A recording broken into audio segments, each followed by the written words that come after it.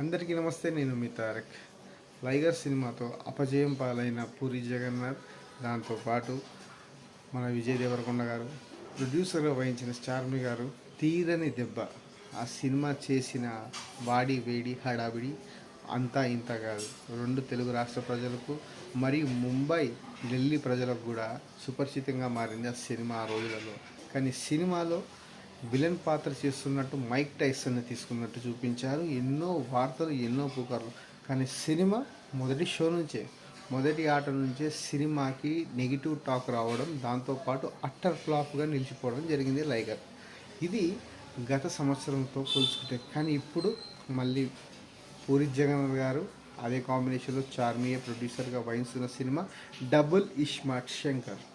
మనకి కరెక్ట్ పూరి జగన్నాథ్ని మళ్ళీ చూడాలని కోరుకుందాం. మళ్ళీ రామ్ పోతినేని కూడా స్కందాతో భయంకరమైన అట్టర్ ఫ్లాప్ చెవి చూసిన రామ్ గారు ఇప్పుడు పూరి జగన్నాథ్తో డబుల్ ఇస్మార్ట్ శంకర్ సినిమాని మనం చూడబోతున్నాం. ఈ సినిమా కూడా మంచిగా ఉండాలి, పెద్ద బ్లాక్ బస్టర్ కొట్టాలి, ఇద్దరి ఖాతాలో పెద్ద బ్లాక్ బస్టర్ రావాలని కోరుకుందాం. ఎందుకంటే ఇప్పుడు కలికి సినిమాతో విజృంభం సృష్టించింది మన తెలుగు ఇండస్ట్రీ. సో ఈ సినిమా కూడా బాగా హిట్ కావాలని కోరుకుందాం పూరి జగన్నాథ్ ఫ్యాన్స్కి కానీ రాముకి కానీ.